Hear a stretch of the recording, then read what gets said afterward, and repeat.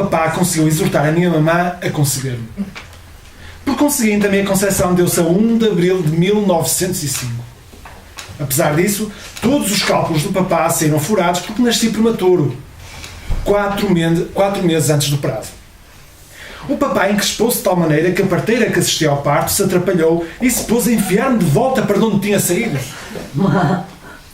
Um conhecido nosso que estava presente, estudante da Academia Médica Militar, declarou que não seria possível enfiar-me de volta. No entanto, apesar das palavras do estudante, acabaram por me enfiar, e como de resto viria a verificar-se mais tarde, enfiaram, mas à toa, no sítio errado. Nisto, armou-se uma balbúrdia terrível. A parturiente grita: "Dê-me o meu filho!" Respondem: "O seu filho está dentro de si." "Como?" grita a parturiente. "Como é que o meu filho pode estar dentro de mim se acabei de o parir?" "Mas," dizem à parturiente, "se calhar está enganada, não?" "Como?" grita a parturiente. "Como é que posso enganar-me? Ainda agora vi a criança com os meus próprios olhos aqui em cima do lençol." "É verdade," dizem à parturiente, "mas talvez ele tenha rastejado para algum lado." Em resumo, nem sequer sabiam o que dizer à parturiente. Ora, a parturiente grita e exige ali o seu filho. Foram obrigados a chamar o médico experiente. O médico experiente examinou a parturiente e, abrindo os braços de espanto, encontrou, no entanto, uma solução e deu à parturiente uma boa dose de magnésia. A parturiente defecou e, deste modo, saiu à luz pela segunda vez. Nisto, o papá voltou a enfurecer-se, dizendo que era impossível considerar neste nascimento uma coisa destas. Que eu ainda não era um ser humano, mas um semi-embrião, e que era necessário voltar a enfiar-me para qualquer lado, ou então colocar-me na incubadora. E colocaram-me na incubadora. Período de incubação. Fazemos aqui uma pausa. Não está a incubar? Ok. Fiquei na incubadora durante 4 meses. Lembro-me apenas de que a incubadora era de vidro, transparente e com um termómetro. Eu estava lá sentado no algodão. Não me lembro de mais nada. Passados 4 meses, tiraram-me da incubadora. Isso aconteceu precisamente no dia 1º de janeiro de 1906. Assim foi, como se tivesse nascido pela 3ª vez. Começaram a considerar como data do meu nascimento o dia 1º de janeiro, precisamente. O Rui Costa era um tipo que tinha um sentido de humor muito particular. E, portanto, eu tenho a certeza de que ele gostaria do Danny Lyons. E então vou só ler mais um. Tinha ou não tinha? É verdade? Era um tipo com sentido de humor. Parece-me, de facto, que iria gostar muito. De certeza que sabe. Tem até um bocado a ver com aquilo que a Maria estava a dizer há pouco. Ele gostava de pôr as coisas um bocadinho de pernas para o lado. Um senhor de pequena estatura... Não, desculpem, não é este. Vou ler outro. Vou ler outro. Também tem a ver com aquilo que a Maria estava a dizer. Do lado violento, violento no sentido metafórico. Do Rui Costa. Quando vejo uma pessoa, apetece-me dar-lhe um murro na cara. É tão agradável esmurrar alguém. Estou no meu quarto e não faço nada. Eis que chega uma visita. Está a bater à minha porta. Digo: "Entre!" Ele entra e diz: "Bom dia, que bom apanhá-lo em casa." E eu, zás, dou-lhe um murro e ainda o atinjo com a bota no períneo. A dor terrível faz cair de costas o meu visitante e eu bato-lhe com os tacões nos olhos. Pois não viesse onde não era chamado. Ou então é assim: convido o visitante a tomar uma chávena de chá. O visitante aceita, senta-se à mesa, toma o chá e conta qualquer coisa. Finjo que estou a ouvi-lo, com grande interesse, aceno com a cabeça. Admiro-me, faço uns olhos espantados e rio-me. O visitante, agradado com a minha atenção, entusiasma-se ainda mais. Encho calmamente uma chávena com água a ferver e atiro-a à cara do visitante. O visitante salta do lugar e leva as mãos à cara. E eu digo-lhe: "Não há mais virtude na minha alma. Fora daqui!" E expulso o visitante aos empurrões.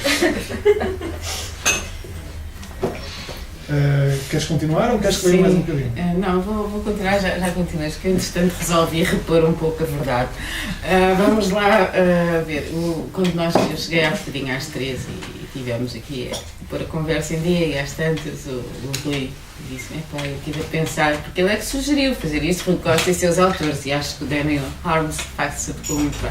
Estive a pensar nos livros que o Rui Costa gostava e não me lembro, não sei. E eu tive a dizer, bem, mas ele gostava imenso daqueles best-sellers que Stephanie Meyer, os livros de vampiros, era por causa da questão da transformação do corpo, da questão do não se poder morrer, etc. E depois também havia um romance que eu já queria ler, mas pronto, é daquelas coisas que uma pessoa guarda para ter ainda, é como as casas que não acabamos, a Vida de Pi, o Rui gostava muito da Vida de Pi. E entretanto, mas eu agora, de repente, não me consegui lembrar de mais nada, além dos autores a quem ele dedica uma secção do livro As Limitações do Amor São Infinitas, o Herbert Welder, o Rui Bell, possivelmente o Alberto também, mas não sei. E depois, entretanto, lembrei-me que há umas dedicatórias que o Rui fez e tem alguns autores que ele gostava. E portanto, só para relembrar, tenho aqui Michel Foucault, T.S. Eliot, José Saramago, Semana Calórica, Clarice Lispector, Manuel de Oliveira, portanto muitos cineastas, João César Monteiro, The Jesus and Mary Chain, The Cure, e Luís Pacheco, o texto de Comunidade em particular está aqui, e também Herbert Welder, claro, mas eu já falei. E depois nesta lista, não interessa, nesta lista está Mike Tyson, que era um esmurrador. Está tudo ligado. E já agora também porque entretanto decidi, enquanto ele estava a fazer isto, que há uma das partes que não vou ler, que é a parte do ensaio sobre a potência, porque julgo que o Rui Lai já escreveu bastante bem sobre isso e portanto eu não vou ler essa parte do que tenho para vos dizer e assim posso falar de outras coisas. Lembrei-me de alguns autores e do Rui falar que nós, como eu, grande parte da nossa amizade passou-se também por correspondência, porque ele estava no Brasil, e então eu tenho aqui algumas coisas engraçadas que têm inclusive uma análise do Walter Ugumem, que eu ainda hoje me sorrio quando leio. O Rui gostava bastante do Walter Ugumem. E tem outras coisas. E tem a ver com a ideia do corpo e de como, o que é que nós fazemos hoje ao nosso corpo. O revolucionário artista, para ser estimado hoje, tem que ser um cripple, emotionally disabled, ou com traumas inultrapassáveis. A Paula Rego é o perfeito exemplo disto. O Rambo era um aventureiro sobredotado, um gajo demasiado normal para nos dias de hoje motivar furor. Nós valorizamos a doença porque estamos fartos do corpo que temos e queríamos ter outro. As figuras da Paula Rego são os corpos da nossa procura. Não é surrealismo nem expressionismo isto. A forma de ver da Paulinha está avaliada. E por isso é que nós gostamos dela. Ela dá-nos a possibilidade de outro corpo.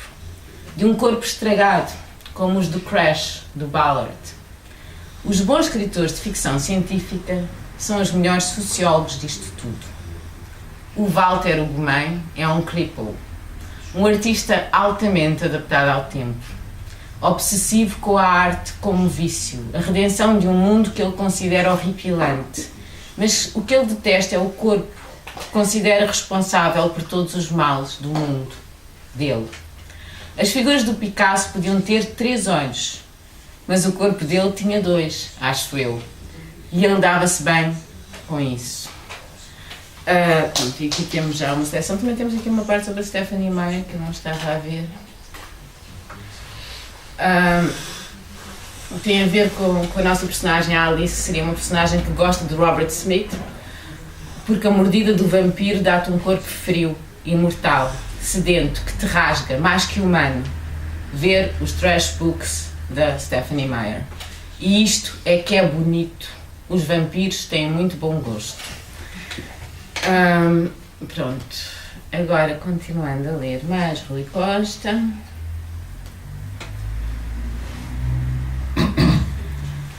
E ainda esta questão da presença do sujeito ou não na figura, na poesia do Rui Costa, e a questão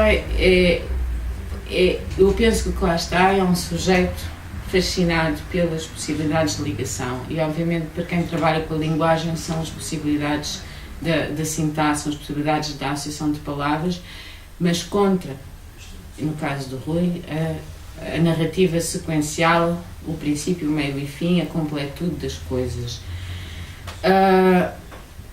E um verso dele que eu gostava particularmente de citar, de um poema em prosa, é: por favor, pague-te o café, não me contes a história da tua vida.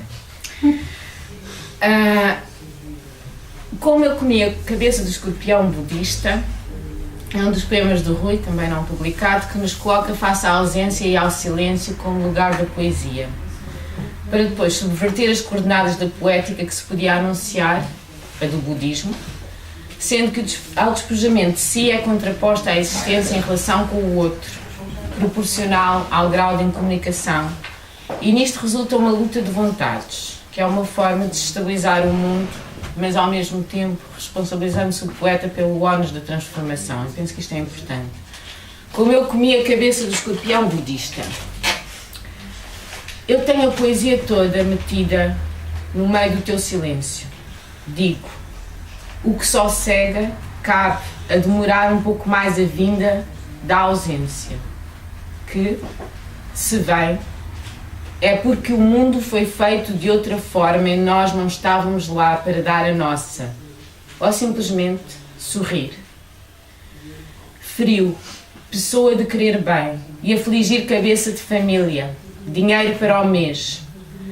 Não consigo suportar a palavra de o amor não ser um ato de vontade. Não quero vencer, porque isso seria a forma mais discreta de emigrar e eu não quero ser discreto. Se os documentos subidos a custo para eu poder ouvir música sozinho no meu quarto às 5 da manhã. Que te basta perceber de mim?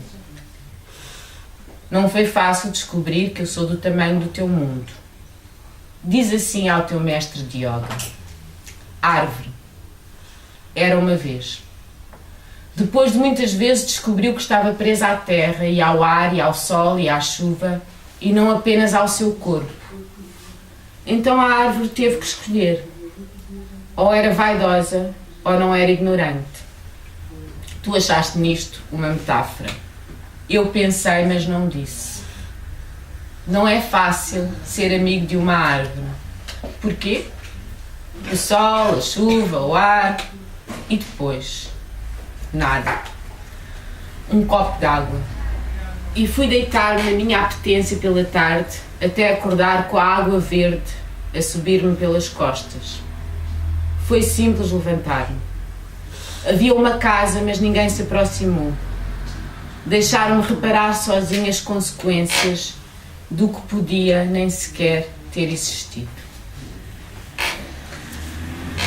Então se calhar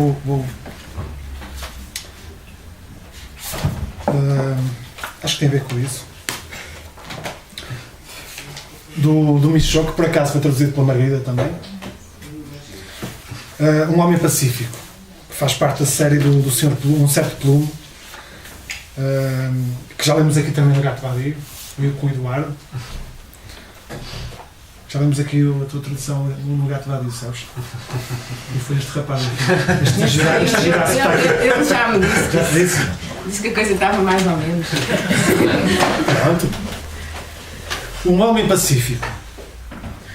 Estendendo as mãos para fora da cama, Plume admirou-se não encontrar a parede. Ora, é esta, pensou ele. Se calhar as formigas comeram-na. E tornou a adormecer. Pouco depois a mulher agarrou e sacudiu. Olha, madraço, disse ela. Enquanto estavas para ir a dormir, roubaram-nos a nossa casa. Com efeito, um céu intacto espraiava-se por todos os lados. Bem, o que está feito, pensou ele. Pouco depois ouviu-se um barulho. Era um comboio que se abeirava deles a toda a brida. Com tanta pressa, pensou ele, há de chegar com certeza antes de nós. E tornou a adormecer. Depois o frio despertou. Estava alagado em sangue. Alguns pedaços da sua mulher jaziam junto dele. Com o sangue, pensou ele, surgem sempre imensos contratempos. Se aquele comboio não tivesse passado, eu seria muito feliz. Mas uma vez que já passou, e tornou a adormecer. Vamos lá ver, dizia o juiz. Como é que o senhor explica o facto da sua mulher ter sido ferida ao ponto de ter encontrado dividida em 8 pedaços, sem que o senhor que estava ao lado pudesse fazer um gesto para impedir o sucedido? Sem sequer se ter apercebido. Eis o mistério. Está aí o cerne da questão. A esse respeito não o posso ajudar, pensou Plume, e voltou a adormecer. A execução fica marcada para amanhã. Acusado, tem alguma coisa a acrescentar? Desculpe, disse ele. Não estive a par do assunto.